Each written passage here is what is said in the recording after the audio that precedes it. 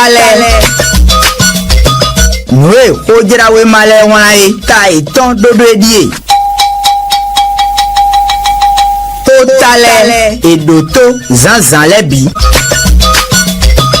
Ó talẹ̀ nwe ojirawe malẹ̀ wọn ayé òkúrọ̀nù wẹ̀ kẹ́tẹ̀ diaspora FMG minnu ma dòtó.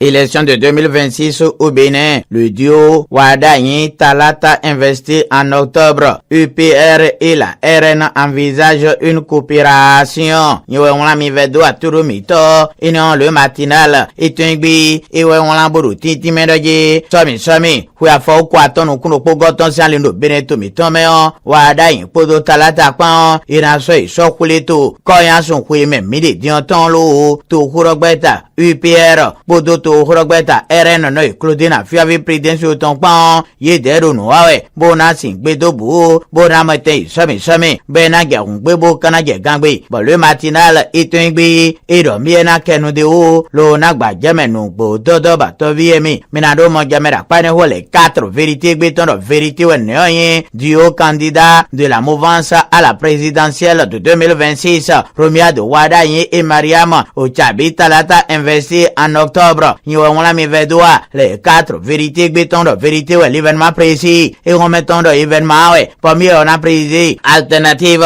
Romia Dadou Konuton est un bé le présidentiel 2026 au Bénin. Le candidat de la mouvance Romia de Wadayin sera investi le 4 octobre 2025 à Parakou. L'alternative est un bé et ouais que nous déo décryptage info est un bé ouais et le dozo béje l'ultime nous dodo la nouvelle tribune est un bilo tribune je boro mono yingbo bo miena kenu de o la boussole est un biwa l'informateur est un biro azanje no ne uru bododo aza enego koyansun ememina biodin etan ewe na so ide so ikule tolo l'informateur est un bi edo miena dozo gbeje lo kanati menu bododo l'emblème du jeu est un bi et lo kenu de o boro miena gbajeme lo nati menu bododo no esi mo jame mi kanado din ewe info matin eto igbe wa ro titi medaje nugbo Romia de Wadayin weyin àwọn anusia nu to horogbeta ira che pagudo le bonado isomi eyin ku afo ku atonu kun ropo gotan nugbo eno ache pa yin kawon ton me kakanu kuropo o mo bo kayin me lobo ko ma so tenteme to gan talon wale mendewe Romia de Wadayin be moro nu yen ton kwete lo kado alidagbe oje fi ede din nu e lona so kuleto be na gbon fono toga Patrice talon ton yi nilin tameton ni maindo nui talon wa yi ejen ilona wa o eno info matin Christophe Agonton etingbe ewe kenu de o capitaliser les acquis du talent sans faire du talent. Le défi du programme d'action du candidat Wadayin eno info matin etingbe wero miena kenu de o lo na gba jemenu gbo dodo ba to viemi minado mo jemera panewo labu solo etingbe karoti ti menaje nudo po ino te pon to horogbeta le démocrate de bonado de merayin àwọn anusia ide ton ya kangun eweyin okiti fiscal iniquity fiscal ye de so gbe weyin eni to horogbeta LD enade menayin àwọn anusia ton eton ja kangun bola bu solo eton igbe kenu de o présidentiel 2026 ya in attend que les critiques fiscaux pour dévoiler le duo de LD niwedo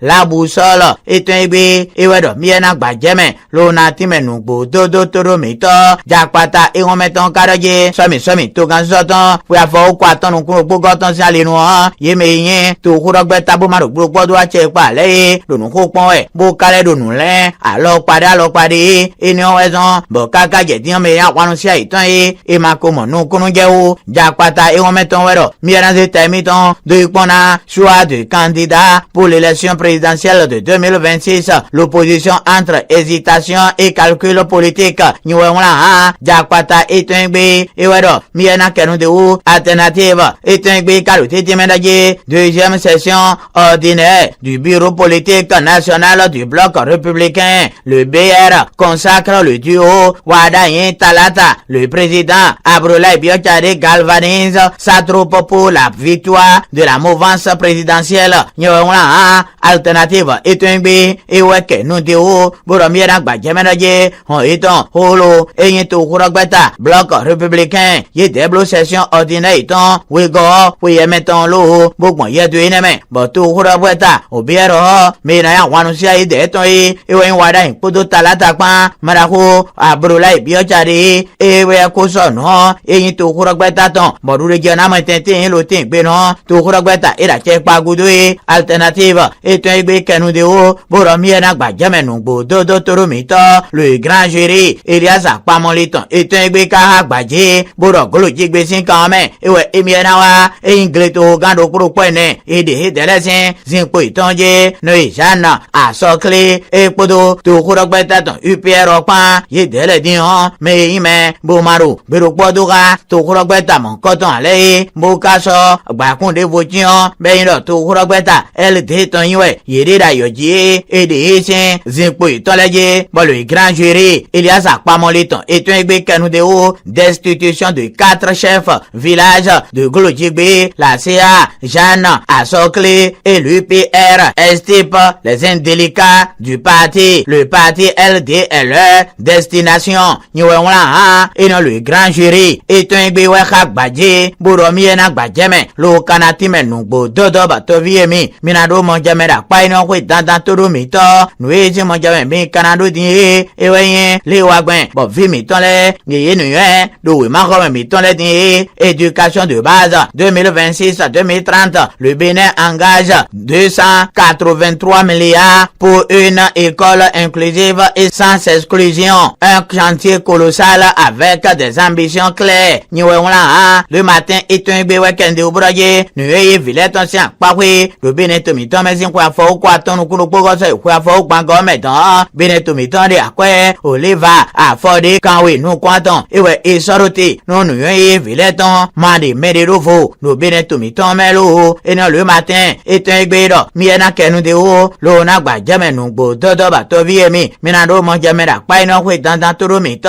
joba libération egbe ton lo mina libéré information mon coton de éducation pour tous entre 2026-2030 le gouvernement mobilise plus de 283 milliards pour y arriver nyewedo a libération eton egbe wedo mina libéré information mon coton lo na gbajame nu gbo dodo toro mi to info matin eton egbe karaje do nu yan yesen apapero po do to pon la agbon izun ton metan we ma come to coton avalitan do agbon izun sin caméra we ma come vile yero we ma pon we lo oko me we ye kana jinjan info matin eton egbe wa itan lo sonu content de mona école primaire publique d'Avaler dans la commune d'Agbon izun les écoliers étudiants artisate nyewedo a ina info matin eton egbe we kenu de o boromi na gbajeme lo na timenu gbo dodo toro mi to nu eje mo jame mi kanado din gai wazado kuzu kwe beneto ton we mrako ni kola yenu si ekwa gbajelo bo eyin wonlen enaza lo na domo okete fiscal meton da lo medin ekwa dozo gbeje lo time lo vo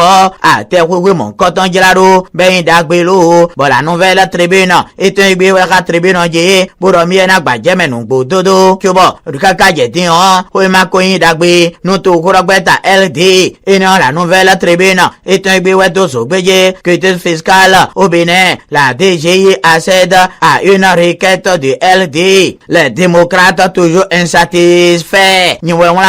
la nouvelle tribune eton igbe we do miena kenu de o lo kanagba jamenu gbo dodo toro mito le grand jury Elias Apamolitan eton igbe lo kenu de o que fiscale le parti LD convainc la DGI la plateforme reparamétrée le grand jury Elias Apamolitan eton igbe we kenu de o boromi na timenu gbo dodo toro mito l'événement précis eton igbe événement we bon milona kenu de o réaménagement de la plateforme de demande en ligne de quitus fiscale la DGI satisfait les démocrates éclore la polémique nyewedo a l'événement précis eton igbe ewedo miena précis information mon coton lo na gbajamenu gbo dodo toro mito le matinal eton igbe waya elodomina kendo nyo lo kana gbajamenu gbo dodo toro mito akwezin ka je beneto mito nano we memina biodin ko sedo demen lese agbasa ton amo e ma pe o lo bolen ko grazo wa toledo eyen akwezin Camon, Cotentin les noms. Bon, le matin, est un béwaro. Et pendant mon bénin. Et quoi, ragbadje. Le bec nous n'en bité de bé. Et non, le matin, est un bédo. Bien à Kendéo. Budget général de l'État. Gestion 2026. La PADEM bénin déplore l'absence d'une ligne budgétaire pour renforcer le secteur de la presse. Le matin, est un bé. Et donc, bien à Kendéo. Toromito la boussole. Est un bé, et le Kendéo. Projet de loi de finances 2026. La PADEM bénin alerte le gouvernement sur l'exclusion de la presse.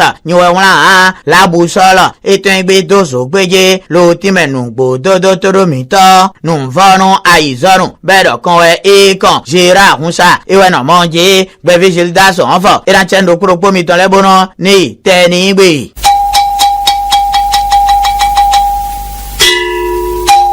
Tale Noé ojira we male wanaye ta iton dodo edie Tale edoto zanzan lebi Tale Noé ojira we male wanaye okodonu we keten diaspora FMG minu madoto